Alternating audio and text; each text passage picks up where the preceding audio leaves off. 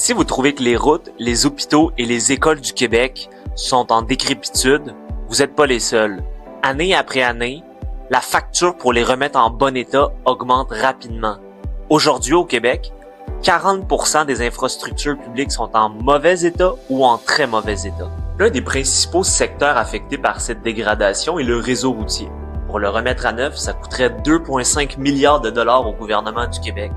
C'est beaucoup d'argent, ça prend une nouvelle approche. Pour ce faire, le Québec pourrait regarder en France. Le gouvernement français dans les années 1950 a délégué la gestion et la maintenance du secteur autoroutier aux organisations privées. Ce modèle permet un entretien constant des autoroutes et donc de les maintenir dans un bon état. Et le gouvernement français y gagne également parce qu'il perçoit des redevances. En 2022 seulement, le gouvernement français a perçu 11,2 milliards d'euros.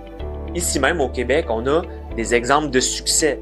L'autoroute 25, autoroute 30 a été développée en partie en partenariat public-privé, ce qui a permis d'assurer un entretien de qualité, mais également des revenus en redevances pour le gouvernement du Québec. En 2024 seulement, on parle de 45 millions de dollars qui ont été perçus par l'État québécois. Dans un contexte où la détérioration du réseau routier alimente le déficit de maintien des actifs, il faut déployer à grande échelle cette politique de concession autoroutière. Cela permettrait de réduire la pression sur les finances publiques du Québec, mais également de s'assurer d'avoir un réseau routier entretenu de qualité.